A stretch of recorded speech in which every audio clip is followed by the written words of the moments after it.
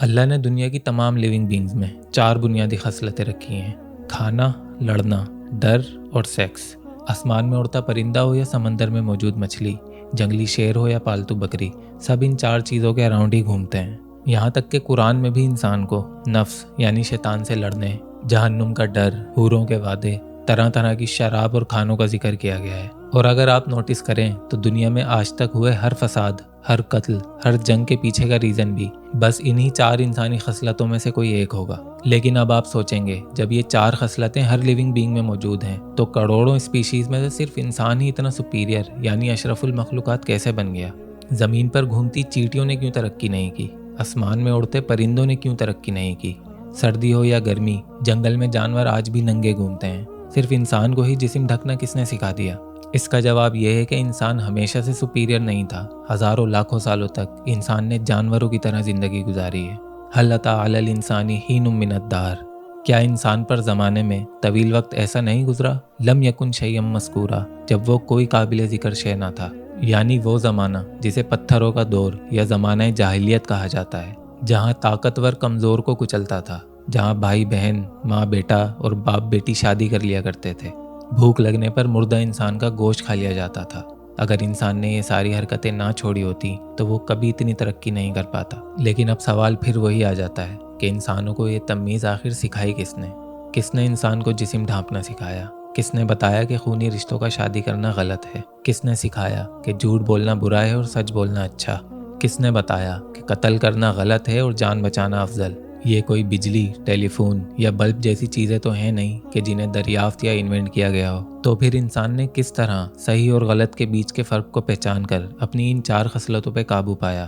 کہیں نہ کہیں کسی نہ کسی نے پہلی بار تو یہ نظریہ دیا ہی ہوگا۔ تو جن لوگوں نے یہ نظریے دیے انہی کو میسنجر یعنی پیغمبر کہا جاتا ہے، جو اس دنیا میں وقفے وقفے سے ہر پیریڈ آف ٹائم میں بھیجے گئے، جن کا ذکر آسمانی کتابوں، قصے کہانیوں اور دنیا کے ہر چھوٹے بڑے مذہب میں الگ الگ ناموں سے پایا جاتا ہے، جن کا کام لوگوں کو جہالت کے اندھیرے سے نکال کر ایک پرٹیکولر راستے پہ چلنے کی دعوت دینا تھا، جو کہ آدم علیہ السلام سے شروع ہو کر ہمارے نبی محمد صلی اللہ علیہ وسلم پر ختم ہوا۔ تو ہر دور میں جن لوگوں نے پیغمبروں کی باتیں مانی انہیں مومن یعنی ماننے والا، اور جن لوگوں نے انکار کیا انہیں کافر یعنی انکار کرنے والا کہتے ہیں۔ اب ایک عام انسان سوچے گا کہ اللہ نے ہمیں پیدا ہی کیوں کیا؟ اگر ہم ہوتے ہی نہیں تو نہ وہ 4 خصلتیں ہوتی اور نہ ہی کافر اور مومن بننے کی نوبت آتی۔ کیا ہمیں اس لیے پیدا کیا گیا ہے کہ 60-70 سال تک ہمیں آزمایا جائے اور پھر اس رزلٹ کی بیس پر ہمیں جنت یا دوزخ دی جائے؟ نہیں۔ انا خلقنا الانسان من نطفۃ امشاج، بے شک ہم نے انسان کو عورت اور مرد کی ملی جلی منی سے پیدا کیا، نبتلی، تاکہ ہم اسے آزمائیں، فجعلناہ سمیعا بصیرا، تو ہم نے اسے دیکھتا اور سنتا کر دیا۔ دیکھنا اور سننا یہ اس دنیا میں انسانی ٹیسٹ کی 2 سب سے بڑی سورسز ہیں، کیونکہ انسان کچھ بول ہی نہیں سکتا جب تک وہ کچھ سنے نہ۔ اسی لیے ہر پیدائشی بہرا ساتھ میں گونگا بھی ہوتا ہے۔ وہ گونگا اس لیے نہیں ہوتا کہ اس کے پاس زبان نہیں ہے، وہ گونگا اس لیے ہوتا ہے کہ اس نے کبھی کچھ سنا ہی نہیں ہوتا۔ اور آنکھوں کی امپورٹنس کا تو سب کو پتہ ہی ہے، یہ انسان کا سب سے قیمتی آرگن ہے۔ زندگی میں 90% چیزیں انسان آنکھوں سے دیکھ کر ہی سیکھتا ہے۔ تو دیکھنا اور سننا یہ 2 سینسز انسان کے 2 اکلوتے ان پٹ سینسز ہیں، جن سے وہ کسی بھی قسم کی انفارمیشن کو اپنے دماغ میں سیو یعنی جمع کرتا ہے۔ ان السمع والبصر والفؤاد کل اولئک کان عنہ مسئولا، بے شک کان، آنکھیں اور عقل ان سب کے بارے میں تم سے پوچھا جائے گا۔ تو کسی بھی صحیح یا غلط چیز کو سننے یا دیکھنے کے بعد آپ اس انفارمیشن کو آؤٹ پٹ بنا کر اپنے منہ یا ہاتھ پیروں سے آگے شیئر کرتے ہیں، جیسے کہ میں اس وقت کر رہا ہوں۔ اس وقت کانوں اور آنکھوں کی ضرورت آپ کو ہے، مجھے نہیں، یعنی میرا امتحان اس وقت میرے بولنے سے جڑا ہوا ہے۔ میرے دماغ میں بری چیزیں بھی ہیں، لیکن میں انہیں فلٹر کر کے آپ کو وہ انفارمیشن دے رہا ہوں جو مجھے ٹھیک لگ رہی ہیں۔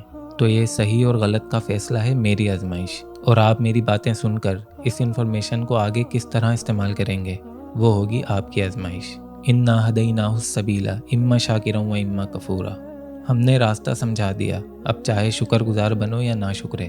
تو جیسا کہ میں نے بتایا کہ اللہ کے بھیجے گئے پیغمبروں نے انسان کو صحیح اور غلط کی تمیز دی۔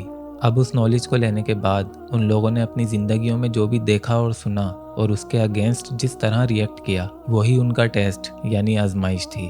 الم یأتہم نبأ الذین من قبلہم، کیا تم تک پچھلی قوموں کی تاریخ نہیں پہنچی؟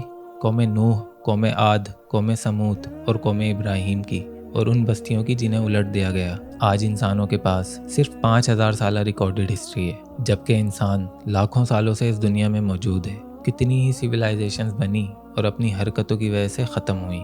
اتتہم رسلہم بالبینات، ان کے رسول ان کے پاس کھلی نشانیاں لے کر آئے تھے۔ فما کان اللہ لیظلمہم ولکن کانوا انفسہم یظلمون، اللہ نے کسی پر ظلم نہیں کیا، وہ خود اپنے آپ پر ظلم کرنے والے تھے۔ یعنی اللہ نے کبھی کسی قوم پر ایسے ہی اچانک عذاب نازل نہیں کر دیا۔ انسان جب بھی حد سے نکلا اللہ نے اپنے پیغمبر بھیجے، اور جب ان قوموں نے ان پیغمبروں کی ماننے سے انکار کیا تب ان پر عذاب بھیجا۔ اور آج آپ پر جو عذاب نازل ہے وہ اسی وجہ سے ہے کہ آپ نے اللہ کے پیغمبر کو صرف مانا، ان کی نہیں مانی۔ بڑی بڑی نعت خوانیاں اور جلسے جلوس کروانے کو آپ نے یہ سمجھا کہ آپ نے ان کی تعلیمات کا حق ادا کر دیا۔ کیا آپ لوگوں کو واقعی میں یہ لگتا ہے کہ انسان کی زندگی کا مقصد بس اتنا ہی تھا؟ انسان کو بس اسی لیے ہی پیدا کیا گیا ہوگا؟ نہیں، انسان ایک بہت بڑے مقصد کے لیے پیدا کیا گیا ہے۔ یہ آنکھیں، کان اور عقل آپ کو ایسے ہی نہیں دے دیے گئے ہیں۔ افحسبتم انما خلقناکم عبثا، کیا تم نے یہ سمجھا کہ ہم نے تمہیں بیکار ہی پیدا کر دیا؟ عبثا وانکم الینا لا ترجعون، اور کیا تمہیں مر کر ہماری طرف نہیں لوٹنا؟ آپ میری کہی ہوئی ساری باتیں جھٹلا سکتے ہیں، آپ خدا کے وجود سے بھی انکار کر سکتے ہیں، لیکن آپ ایک چیز کا انکار نہیں کر سکتے، وہ ہے آپ کی موت۔ آپ کو ایک دن مرنا ہے، موت سے بھاگا نہیں جا سکتا۔ انسان کائنات کے کسی بھی کونے، کسی بھی پلینٹ، کسی بھی بلیک ہول میں جا کر چھپ جائے، آخر میں موت تو طے ہے۔ اس کائنات کا سب سے بڑا سچ موت ہے۔ موت تاروں کو بھی آتی ہے، پلینٹس کو بھی آتی ہے، انسانوں کو بھی آتی ہے۔ انسان کا سب سے بڑا ڈر، اللہ کی سب سے بڑی دھمکی موت ہے۔ وَلَقَدْ ذَرَأْنَا لِجَهَنَّمَ كَثِيرًا مِنَ الْجِنِّ وَالْإِنسِ، بے شک ہم نے جنوں اور انسانوں کی بڑی تعداد پیدا ہی جہنم کے لیے کی ہے، لیکن جان بوجھ کے نہیں۔ ہم نے ان کو آنکھیں دی تھیں لیکن یہ دیکھتے نہیں، ان کو کان دیے تھے لیکن سنتے نہیں، ان کو عقل دی تھی لیکن استعمال نہیں کرتے۔ اولئک کالانعام بل ہم اضل اولئک هم الغافلون، تو یہ جانوروں کی مانند ہیں بلکہ ان سے بھی گئے گزرے، کیونکہ انہوں نے اللہ کے دیے ہوئے سینسز کا صحیح استعمال نہیں کیا اور اپنی ان 4 خصلتوں کے غلام بن گئے جیسے کوئی جانور۔ لیکن کوئی جانور اللہ کے حضور جواب دہ نہیں ہوگا، کیونکہ اس میں صحیح اور غلط کی تمیز نہیں۔ لیکن اے انسان، تجھے جواب دینا ہوگا، کیونکہ اللہ نے تم میں پیغمبر بھیجے، کتابیں بھیجیں، لیکن تم نے نہیں سنی۔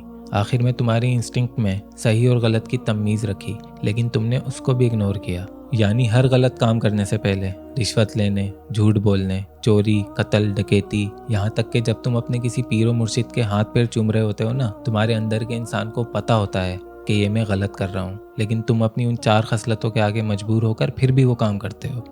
صحیح اور غلط کی تمیز کے ساتھ ساتھ اللہ نے ہر انسان کی انسٹنکٹ میں یہ تک رکھ دیا کہ زندگی میں ایک بار ہر انسان کے دماغ میں یہ بات ضرور آتی ہے کہ اسے کیوں پیدا کیا گیا۔ زمانے کے دکھ درد برداشت کرنے کے لیے، 9 سے 5 کی نوکری کے لیے، ڈھیر سارا پیسہ یا جائیدادیں بنانے کے لیے۔